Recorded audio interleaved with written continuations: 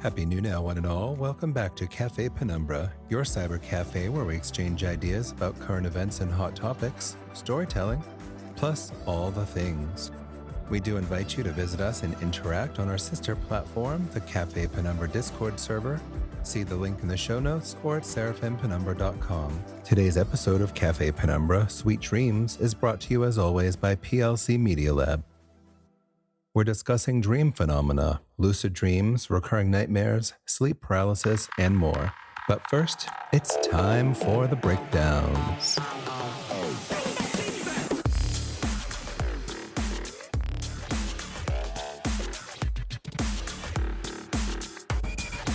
You've probably noticed that I've been making short format commentary for the last little bit. And the reason for that is that I personally resonate with people who articulate a wry observation about something we may all experience in everyday life.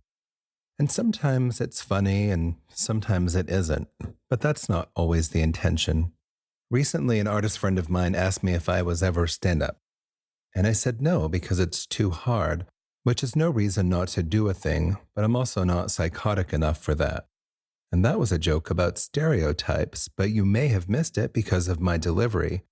And I can't help it because my mother was British. And that was a joke about stereotypes and racism, but nobody cares when you pick on white people. One time I heard a comic say, "It isn't racist if the thing that you're saying is true. Like if you say that minority people can't drive." Only she didn't use the word minority. Which brings up an interesting point. Usually, the groups targeted by racial slurs are not minorities at all. You know who actually is a minority? White people. The thing that I still don't understand is, why was that not considered problematic? Or maybe it was. I don't remember hearing any backlash over it. And this was someone that I considered to be woke. Now, it was said by a character in a sitcom, so you may argue that she was an actress, but she was also a writer on the show. And the show was satirical, but it's still a racist joke. And because I don't understand where that line is, I assume I don't understand comedy. I do like irreverent humor, and I know that is offensive, but part of what I mean by that is that some comedy is created by finding the ability to laugh at something at a certain point that maybe had power over you, that was absolutely not funny until it was. I believe that some things, if you aren't able to find the lighter side of, may have the power to destroy you. And I find that when I share, say, an observation about something, people find it funny when that wasn't the intention. Or I'll say something that I think is funny, and the response is more like, "Oh, I never thought about it that way." I also don't mean to judge or harm anyone. I know some of the videos I've made seem a little judgy, and maybe they are, but the intention, like I made a video about how when people say, "If I'm being honest," I doubt if they are, but the truth is I catch myself saying that all the time. So I'm just bringing up ideas in a things that make you go, kind of way. And I happened to make a video where I said, when people say to me they consider me part of the family, I apologize and wonder what I'd done to offend them. And that was maybe too short and sweet, but was referencing this idea that people have normalized associating with family as a compliment. And I was just suggesting, with my flowers in the attic family, that I don't take it as a compliment. In my family, for most of my childhood, my siblings and my mother would physically restrain me so they could tickle torture me. I know that may not sound like trauma to a lot of you, but trust me, it was traumatic to me. My brother tried to poison me with Clorox when I was 4. He tried to bash in my skull with a wooden boat when I was 9. And my mother was on a campaign for almost 16 years trying to force me and at times begging me to try and be more normal. But I found out when I was 18 that I was intersex, and I realized that despite her intentions, she knew perfectly well that nothing I ever did had any chance of being normal. And there is so much to unpack there, but nobody who wasn't my family has ever tried to do me like that. And I did reach kind of a breaking point when people, my family especially, throw around this phrase, "blood is thicker than water." Yet most people don't realize that the original proverb was, "The blood of the covenant is thicker than the water of the womb," meaning that the bonds or blood promises you create intentionally are more significant than the ones you inherit. People have also erroneously attributed this shorter quote to the Bible, but the point is, every garden variety narcissist will call you family because they think that their toxic behavior will be endlessly tolerated because they are family. So I just wanted to share that, and I hope I provided some insight into what's behind at least some of my shorts. And I also want you to know that I invite conversation. By all means, leave a comment or a question or DM me. I want to start conversations and I want to deepen understanding and I want to shed light on issues as I see fit.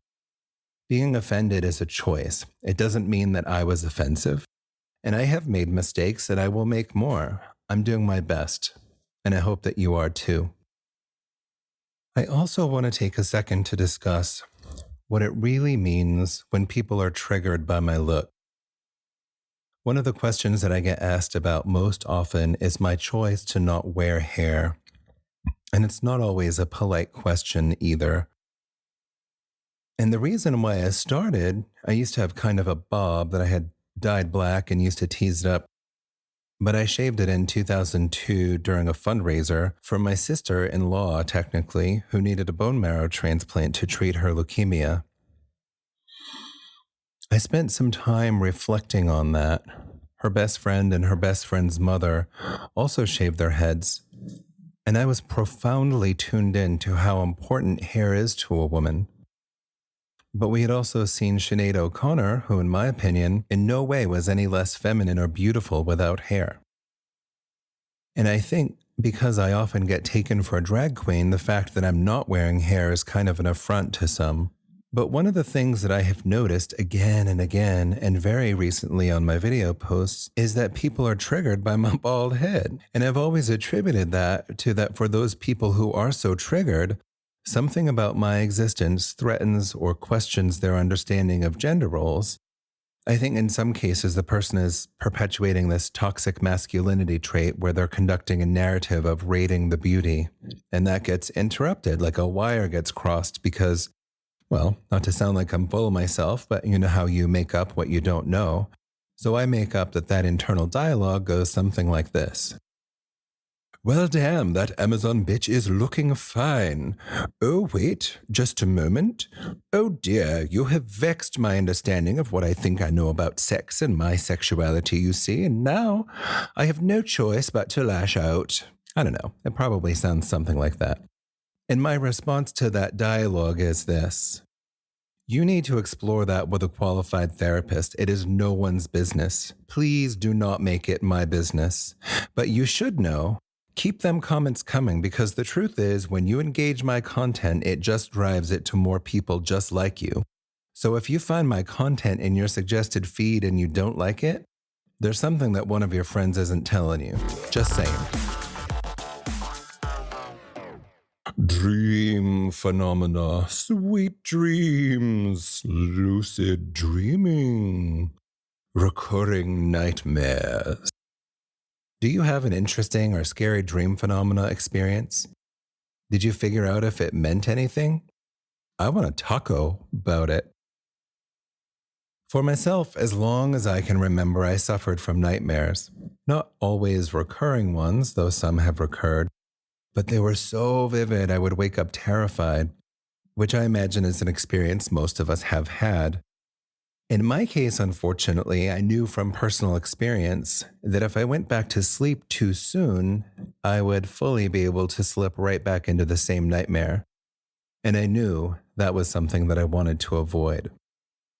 And that was probably the beginning of my sleep deprivation story. I think that quality of being unable to escape the nightmare eventually seeped into the dreams themselves, as if my subconscious mind were interacting with some malevolent force. I was always drawn to dreams, not the scary ones, but just the idea that going to sleep was potentially a portal into an alternate dimension, but also knowing that it was being manufactured by my mind. Part of what, and I've said this before, part of what was so intriguing is that I knew that the reason I could see anything was because it existed, and because there was light, and because I could see with my eyes. And yet, when I was dreaming, my eyes were closed, so there was no light, no vision, and also no object. But I could still have these very real experiences and remember them in my waking experience, sometimes as clearly as memories from waking experience. I've talked about how, as a young artist, I became infatuated with creating these images on canvas, but in any medium, in intangible experience. And I've also talked about how, at the time, I realized that creating an image that originated ostensibly in my subconscious mind was restricting the vision because the missing element was the duration of time. A dream was something I had to experience, not something I was looking at. And the point, I don't think I've ever said this before, although it was implied, but was what would happen if I was able to strengthen the relationship between my subconscious and conscious mind? Or more precisely, dissolve the distinction. And I leaned into books about lucid dreaming and dream dictionaries a little bit, and I conducted countless experiments over decades, endlessly journaling upon waking and trying to piece everything together like a puzzle. Now, I'm not here to reveal all of my research and experiences. However, I'm in part here to facilitate a conversation about what dream phenomena means, especially to those of you within earshot, and what your experiences, what your dream experiences are. Not because I'm trying to demystify anything, I just find it all endlessly fascinating, and I'm curious to see where other parts of the collective experience resonate. I will start off by sharing one recurring nightmare in particular that revealed some unique characteristics about the world in the dream space. Now, I really can't go into all the details, but before I go any further, I should say why I can't go into details. Some of you may have heard me say that I'm working on a series of short format animated features as part of the work that I learned how to do in my animation program. And one of those shorts is based almost entirely on this particular recurring nightmare that I've been having for years. So that's why I can't go too deep. But the reason why I wanted to bring it up is, as terrifying and real an experience as it had been when I created that concept, it was also because I had been recording the nightmares in my journals. It had become a fairly well-developed story, and it occurred to me that it would make an amazing premise for an animated feature. And I am in love with it. And here's the thing. Somehow, interacting with a story that had been depriving me of sleep for over a decade took away the power that it had over me, and I have not had that nightmare experience since, knock on wood. And I first noticed that while we were in pre-production, and that was kind of a callback because somehow the act of manifesting a nightmare that tortured me freed me from it. Dream phenomena include isolated sleep paralysis, or ISP, according to Dr. Patrick McNamara in a Psychology Today article, is a relatively common experience characterized by an inability to move or speak after waking, as well as by the eerie sense that some evil or malignant being is present in the room. ISP, false awakenings, visitation dreams from a loved one or acquaintance who has passed, and lucid dreams. In a lucid dream, the dreamer is aware that they are dreaming and can sometimes manipulate the characters and actions in the dream space. In an article at dignityhealth.org, the theoretical purpose of dreams may be to fulfill subconscious wishes or interact with messages from our subconscious mind. It may help with our short and long-term memory and rewire connections and fix or delete unnecessary ones, help us deal with stress, problem solving, or simply be a form of play. It states that sleep paralysis occurs because your brain paralyzes your body during dreaming to prevent acting out the dream, and every so often there is a malfunction, and you become conscious before the temporary paralysis wears off. This confusion may trigger nightmares, which offers an explanation for the sense of an entity in the room. The same article also discusses dream falling, the sensation of falling just before falling asleep, only to jerk one's muscles in response, causing the wake-up. According to sleepfoundation.org, a lucid dream and a false awakening can happen in tandem. For example, during a lucid dream, the sleeper remains asleep but gains awareness that they are in a dream. A lucid dream may be ended by a false awakening, or a false awakening may precede a lucid dream. I recall a teacher of mine who was obsessed with what he called being, And it was when you might wake up during sleep to use the bathroom, but your body is kind of on autopilot. So maybe the dream continues, but usually when you walk past the mirror, you realize that your point of view isn't quite inside your body. Or you might just start being aware that you're drifting a bit and then kind of rush back into your body all at the same moment. In my book, I talk about an experience I had where I projected into someone's subconscious mind, which I know was fantastic, but it's the only way I could describe what happened. And among the other phenomenon that occurred when I was at Omega, it really didn't strike me as odd at all at the time. The distinction, however, was that I was awake, or at least I started off awake, but it was intentional, whereas I do think astral projection happens frequently in association with dream phenomena. But that's just it. It happens. You don't usually make it happen intentionally. Although there are those who approach it through meditation as well. Also, one time I had a dream experience where I sensed someone was projecting into my dream space. Someone I knew, and I didn't even know that you could do that. And maybe it wasn't intentional on their part, but it was very real, at least to me. One thing that makes it impossible to dismiss such phenomena, other than my own experiences, is when I see a certain depiction in the media, such as the movie The Cell, which portrayed a therapist who was able to project into a patient's subconscious mind. And it occurred to me that someone else has had a similar experience and created a visual work that mimics experience that I'd had years before, or like put into words something that I had experienced but hadn't articulated. I did have a similar experience when I saw Inception, not entirely. It was very layered and complex, but if you strip away the story, the parts of the conversation about the tools that they created in order to self navigate, to me, and I did enjoy the layers in the story, but what resonated for me was that the writers, somewhere in there, had done some really good research or had some really real experience. It would be trite to say that they understood the assignment, but it was more like they revealed part of a secret to me or confirmed or affirmed a secret. Of course, it was a big blockbuster movie, but sometimes the very best place to hide something of tremendous value is in plain sight. And some of the best artists, some of the artists that I've admired most have been able to utilize their platform to do exactly that. A little bit more about lucid dreaming. So, lucid dreaming describes a dream state where the dreamer is aware that they're dreaming, as I said, and remain in the dream state. People have reported various degrees of control over the dream itself, and there are several guides out there recommending best practices for invoking lucid dreaming and strengthen the degree of control to induce a lucidity as well as control over the course of the dream itself. There has been research as to whether there is any therapeutic benefits from the practice, and also warning that frequent lucid dreams might decrease sleep quality or affect one's mental health. One of the exercises widely discussed for bringing about lucid dreaming is reality testing, which includes a regular practice of asking yourself whether you're dreaming at intervals throughout the day. The idea here is that this idea of actively asking yourself while awake will eventually seep into your subconscious mind, and if you aren't having a lucid dream, you won't be able to answer. From my own experience, I wouldn't say that I was able to invoke a lucid dream, but the practice of triggering them seemed to increase their occurrence. I also read about some research that monitors the prefrontal cortex and REM while people are sleeping, and even worked out an eye movement the dreamer can make during this phase to communicate the lucidity in real time. And that is mind-boggling and not really related, but I do have a fascination with anesthesia. Not recreationally, I mean, but when anesthesia is administered, where do you go? Why can't you feel, say, being cut into? But maybe it is related. In a way, the anesthesia is suppressing some part of your brain's ability to register pain.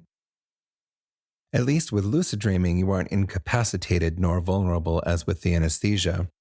But I further read, and this was on sleepfoundation.org, mention of using certain types of drugs and supplements to induce lucid dreaming, though to be clear, that was in a lab-controlled environment. It wasn't like a DIY thing. In terms of the mental health implications, most of what I read was related to sleep deprivation, as frequent lucid dreaming, since it is associated with higher levels of brain activity, you're not really getting the sleep that you need. And the other part was related to the intentionally blurring of the lines between dreaming and reality. And I can see how some people especially may be better off not dabbling. I've definitely met a few people over the years that I kind of jokingly describe as having a channel open or maybe just tuned in to a different channel. And I've had these experiences sometimes where somebody starts off sounding completely incoherent until, you start to listen and then realize it actually does make sense. And you're like, okay, but that definitely started off incoherent, right? And I've mentioned before, and of course I talk about it more in my book, I've witnessed a lot of, especially when I was in the Hudson River Valley, but not exclusively at Omega. I witnessed or experienced some things that I could barely describe with words, metaphysical and supernatural phenomenon between shamanic journeying and Kundalini channeling and the tensegrity people. And it seemed clear to all of us at the time that something cosmic was going on. My point is, what if all of these things are connected somehow? What if, and the point of the book was this experiment where I tuned into the frequency of the coincidences. So I'm suggesting that I wound up at Omega because I had established myself as a seeker and because I had experimented with lucid dreaming. And so years later, when The Matrix came out, I was like looking under my chair, like these people have been reading the emails. Fun fact, and I think this makes perfect sense because the best video games do mimic the way that we live and think, but studies have shown a link between playing video games and the frequency and control of lucid dreams. My guess is the audience of this show isn't really big in the gaming community, but I'm curious about that. I'm going to put out some feelers and I will report back. I also still want to hear, if you're willing to share them, about your recurring nightmares or recurring good dreams or dream phenomena that you have experienced. Have you ever had a precognitive dream? I also want to mention that I did some research into dream interpreting, and I feel like they weren't really helpful for me personally because the meaning suggested for the imagery I experienced didn't resonate. I think if you were to make flashcards of dream imagery, you may be able to train your brain to communicate with you in that language. But for example, I had a dream experience once where I saw a man that I thought looked like Albert Einstein. And there was a little bit more to it, but I thought about what I knew about Albert Einstein, looking for a clue as to what that meant, and nothing resonated until several years later, I happened to be in a bookstore and I saw a photograph of Mark Twain, and I just had the bottom drop out because I instantly knew that he was the guy in my vision, but I didn't know at the time. So when it comes to interpreting your dreams, if you aren't familiar with the way that the symbols are being used, it's unlikely that your subconscious mind is going to utilize those symbols to communicate with you. I hope that makes sense. Let me say this. It's more important to be self-aware enough to be able to look at your dream and decipher what it means to you. So if you ask someone else to interpret it, it's really just guessing. So a more reliable way of interpreting those images is to do it yourself. On the next episode, 20 questions, I'm going to send out 20 questions across my social media and we'll review the questions and your answers on the next Cafe Penumbra. Thanks for tuning in. Of course, you can join the conversation as well on the socials, in the Discord server, and on the new Cafe Penumbra subreddit. As always, please keep the conversation alive and remember, it's only a conversation when ideas are exchanged. If you're interested in supporting this broadcast, you can always buy me a coffee or visit our retail shop. Thank you for stopping by Cafe Penumbra. I'm your host, Seraphim Penumbra, wishing you a jolly new now. Today's program has been brought to you in part by the letter 7 and the number blue. Cafe Penumbra is produced by PLC Media Lab.